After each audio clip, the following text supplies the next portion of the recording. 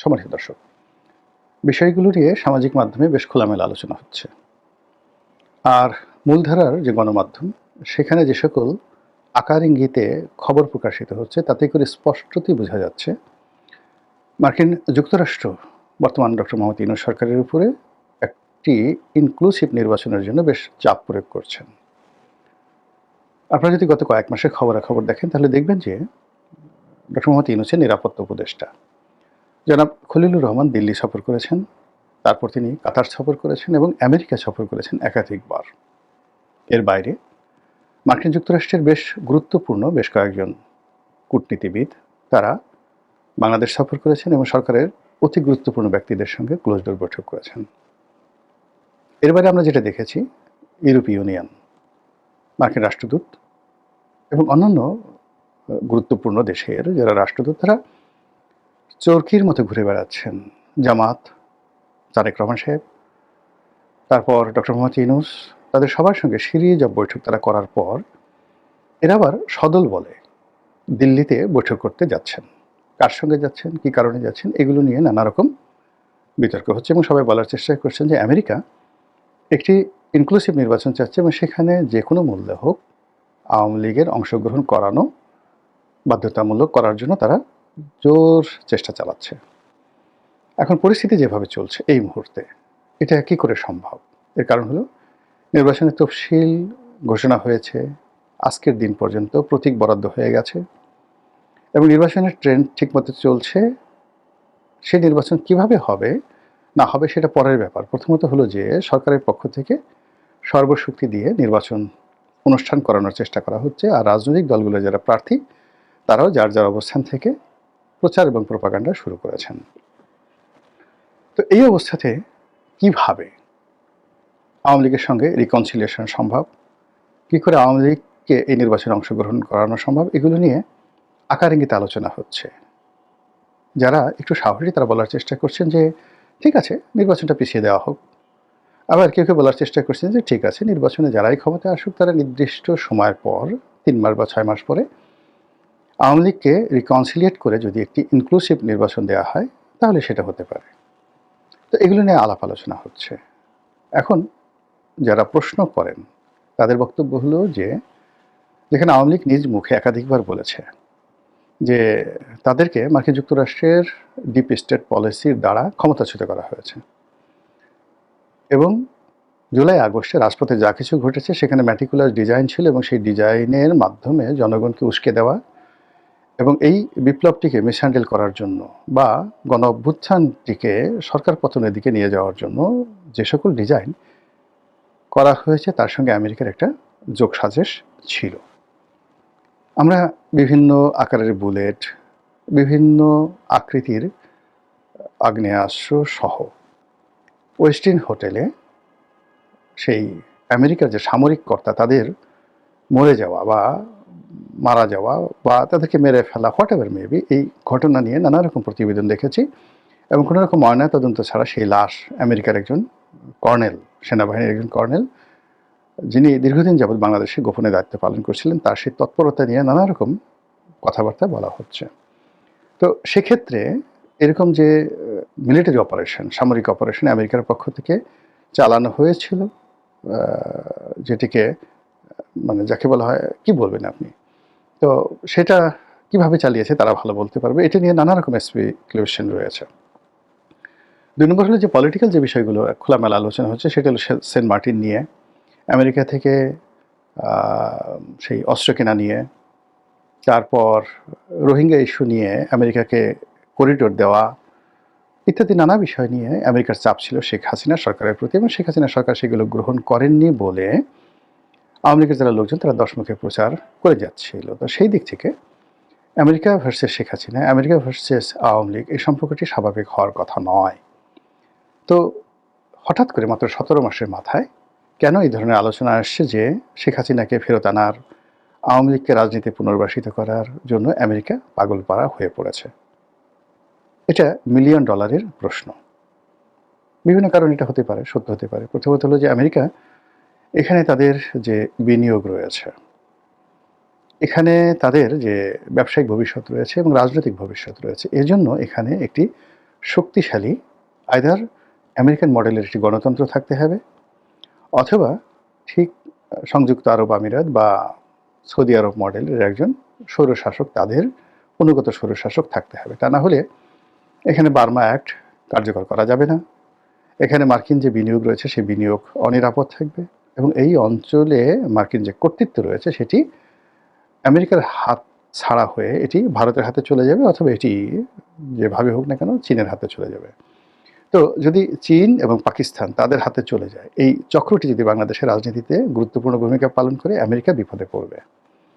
অন্যদিকে যদি আমেরিকা এবং ভারত এই সম্মিলিত শক্তিটি, যেটিকে লিবারেল ডেমোক্রেসি বলা হয়, সেই আদলে বাংলাদেশে একটি রাজনৈতিক শক্তি বা একাধিক রাজনৈতিক শক্তি থাকে, তাহলে আমেরিকা সামহাও এখানে একটা বেটার পজিশনে থাকবে।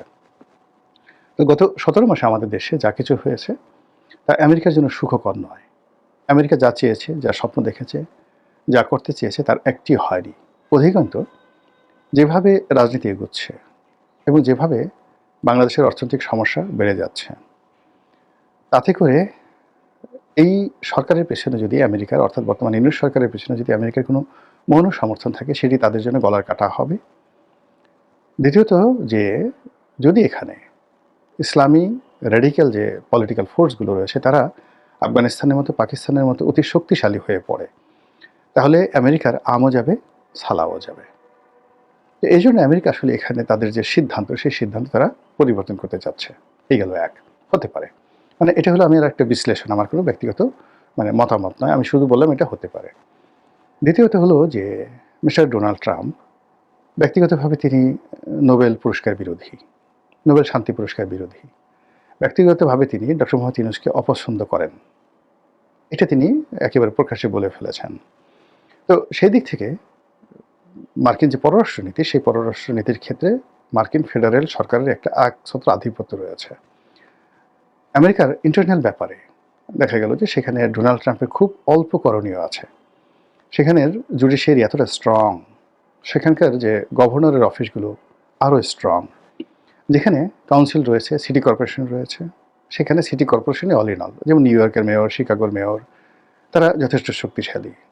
এরপর সেখানে মার্কিন সিনেট আছে, মার্কিন কংগ্রেস আছে, এর বাইরে সংবাদপত্র আছে, স্বাধীন জনগণের মতামত আছে। এইসব মিলিয়ে আমেরিকার অভ্যন্তরীণ ব্যাপারে প্রেসিডেন্ট ডোনাল্ড ট্রাম্পের খুব অল্প করার আছে। কিন্তু কোনো একটি দেশের সঙ্গে যুদ্ধ বাঁধিয়ে দেওয়া, বিদেশি কোনো রাষ্ট্রের সাথে সম্পর্ক স্থাপন করা বা বিদেশি রাষ্ট্রের সাথে সম্পর্ক নষ্ট করে দেওয়া, অন্য দেশের সরকার পরিবর্তন করা ইত্যাদি সব ব্যাপারে প্রেসিডেন্টের ক্ষমতা একছত্র। এত বেশি ক্ষমতা যে সেখানে মার্কিন যুক্তরাষ্ট্রের যে সকল সার্কিট রয়েছে, সে সকল সার্কিট খুব অল্প ক্ষমতা প্রয়োগ করতে পারে ডোনাল্ড ট্রাম্পের উপর। তো সেই দিক থেকে বাংলাদেশের সঙ্গে সম্পর্ক তৈরি করা, কিংবা গত 50 বছর ধরে যে সকল মার্কিন নীতি বাংলাদেশের জন্য প্রযোজ্য, সেগুলোকে উল্টে দেওয়া, আবার নতুন করে সম্পর্ক ঝালাই করে নেওয়া, এটা ডোনাল্ড ট্রাম্পের জন্য বা মার্কিন প্রেসিডেন্টের জন্য তুলির ব্যাপার। জাস্ট 1 2 3 বলবেন আর ওটা অমনি হয়ে যাবে। তো সেই দিক থেকে শেখ হাসিনার সঙ্গে ডোনাল্ড ট্রাম্পের ব্যক্তিগত সম্পর্ক, তারপরে বিভিন্ন যে মার্কিন লবি রয়েছে, আওয়ামী লীগের মার্কিন লবি রয়েছে, সেই লবিগুলোর সাথে বর্তমান রিপাবলিকান সরকারের সম্পর্ক, এবং এই মুহূর্তে আমেরিকার সঙ্গে দিল্লির যে একটা জটিল সম্পর্ক তৈরি হয়ে গেছে নরেন্দ্র মোদী সরকারের, এটা ভালো না, এই সম্পর্কটি এই মুহূর্তে ভালো নেই। তো সেক্ষেত্রে যদি নরেন্দ্র মোদীকে, শেখ হাসিনাকে অ্যাবসলিউটলি স্বাধীন করে দেওয়া হয়, তো আওয়ামী লীগের যে ব্রুট মেজরিটি রয়েছে, ভোট রয়েছে, তাদের কর্মী সমর্থক রয়েছে, তারা যদি পলিটিক্যালি একটা ভালো অবস্থানে চলে যায় আগামীতে, সেক্ষেত্রে আমেরিকা জাস্ট একটা জাত শত্রু হিসেবে বাংলাদেশের সব ক্ষেত্রে অপাঙ্ক্ত হয়ে পড়বে। তো এই ঝুঁকি তারা নিতে চাচ্ছে না বা নেবে না, এটা স্বাভাবিক। এবং সেই কারণে আওয়ামী লীগের বিভিন্ন স্তরের সঙ্গে তাদের যোগাযোগ, শেখ হাসিনার সঙ্গে তাদের যোগাযোগ অস্বাভাবিক নয়। আর আগে যেগুলো বললাম যে এই মুহূর্তে বাংলাদেশ যেভাবে দক্ষিণপন্থার দিকে এগোচ্ছে, এটা আমেরিকার জন্য হুমকি। এরপর চীন এখানে যেভাবে প্রাধান্য বিস্তার করছে, তা তারা চাচ্ছে না। থার্ডলি হলো ডক্টর মোহাম্মদ ইউনূস বা বর্তমান সরকারকে দিয়ে তাদের যে সকল আশা ভরসা পূর্ণ হওয়ার কথা ছিল, সেগুলো হচ্ছে না। তো সব মিলিয়ে আওয়ামী লীগকে পুনর্বাসন করা, শেখ হাসিনাকে ফিরিয়ে আনা, সজীব ওয়াজেদ জয়কে ফিরিয়ে আনা, বাংলাদেশে আবার সেই জয় বাংলার রাজত্ব চালু করা, এটা আমেরিকার পলিসিতে যদি রাতারাতি পরিবর্তন হয়, আমি আশ্চর্য হব না। এর কারণ হলো আমেরিকা তার প্রয়োজনে চোখ মুখ বন্ধ করে 1 মিনিটের চোখ উল্টাতে পারে। ইংল্যান্ডের সাথে সে এখন যে কাজগুলো করছে, ইংল্যান্ডের সাথে তার শত শত বছরের সম্পর্ক, সেই সম্পর্ক তারা একেবারে চোখ উল্টে ফেলেছে। এবং সামনে যে যে যুদ্ধ আসে, অর্থাৎ গ্রিনল্যান্ড নিয়ে যদি ডেনমার্কের সঙ্গে আমেরিকার যুদ্ধ হয়, সেই যুদ্ধে ইংল্যান্ড ইউরোপের পক্ষে থাকবে এবং আমেরিকার বিরুদ্ধে তারা যুদ্ধ ঘোষণা করতে বাধ্য হবে। এবং ফ্রান্সের সাথে এখন তাদের মানে রীতিমতো দাকুমলার সম্পর্ক যাচ্ছে। ভেনেজুয়েলার সাথে যেরকম সম্পর্ক ঠিক সেরকম সম্পর্ক যাচ্ছে। কানাডার সাথেও কিন্তু তাদের সম্পর্ক ভালো না। কানাডা এরকম একটা রাষ্ট্র যাদের সঙ্গে আমেরিকার সম্পর্ক ঐতিহাসিক, সেই কানাডাকে এখন তারা দখল করতে চাচ্ছে। আবার সিরিয়ার দিকে তাকান, সিরিয়ার এখন যে আল সারা যিনি রয়েছেন প্রেসিডেন্ট, তো তিনি আমেরিকাতে নিষিদ্ধ ছিলেন, সন্ত্রাসী তালিকাভুক্ত ছিলেন। সিরিয়া যে রাষ্ট্রটি, সে রাষ্ট্রটিও সন্ত্রাসী তালিকাভুক্ত ছিল। রাতারাতি সময়ের প্রয়োজনে তারা আল সারাকে নিয়ে গেছেন, সেখানে সংবর্ধনা দিয়েছেন, তার স্ত্রী কয়জন এটা নিয়ে আলাপ আলোচনা করেছেন, ঠাট্টা মশকরা করেছেন। এরপর তাকে একেবারে কালো তালিকা থেকে বাদ দিয়ে সিরিয়াতে এখন তারা সর্বোচ্চ বিনিয়োগ করার চেষ্টা করছেন। This is America. তো তারা সব কিছু করতে পারে, শত্রুকে বন্ধু বানাতে পারে, বন্ধুকে শত্রু বানাতে পারে। তারা কারোর কাছে জবাবদিহি করে না, করতে বাধ্য নয়, আর এটা নিয়ে তাদের কোনো লাজ লজ্জা আছে বলে মনে হচ্ছে না। কাজেই রাতারাতি তারা যদি ডক্টর মোহাম্মদ ইউনূসকে বা তার সহযোগী যারা আছেন তাদের সবাইকে ভুলে গিয়ে, তাদেরকে পিছনে ফেলে দিয়ে তারা যদি আবার শেখ হাসিনাদের সম্পর্ক স্থাপন করে, এটা অস্বাভাবিক কি? তারা তালেবানের সাথে সম্পর্ক করেনি? তারা কি তালেবানের সঙ্গে চুক্তি করে সেই তাদের দীর্ঘদিনের হামিদ কারজাই, আশরাফ থানি যে গং রয়েছে তাদেরকে একেবারে যাকে বলে মৃত্যুর মুখে ঠেলে দিয়ে, এমনকি তাদের যে মিত্র ভারতকে মৃত্যুর মুখে ঠেলে দিয়ে ভারতের মিনিমাম $10 বিলিয়ন এই আফগান যুদ্ধে তারা লস করেছে আমেরিকার জন্য। তো তারপর তারা সেখানে চলে গেছে, আফগানিস্তান ছেড়ে চলে গেছে এবং তাদের সব যুদ্ধ বিমান, কামান, গোলা বারুদ কিচ্ছু তারা নিয়ে যেতে পারেনি। অল আওয়ামী লীগকে ফেরাতে আমেরিকার মাস্টার প্ল্যান। আফগানিস্তান পাকিস্তানকে হুমকি দিচ্ছে, এমনকি সেগুলো দিয়ে আফগানিস্তান এখন ইচ্ছে করলে রাশিয়ার সাথে যুদ্ধ করতে পারে। আবার সেই আফগানিস্তানে তারা ঢোকার চেষ্টা করছে। তো এই হলো আমেরিকার অবস্থা। তো সেই দিক থেকে আওয়ামী লীগ নিয়ে যা কিছু শোনা যাচ্ছে, বিশ্বাসও করার দরকার নেই, অবিশ্বাসও করার দরকার নেই, জাস্ট নজর রাখেন। মহান আল্লাহ আমাদের সবাইকে হেদায়েত দান করুন এবং হেফাজত করুন। আসসালামু আলাইকুম ওয়া রাহমাতুল্লাহি ওয়া বারাকাতুহু।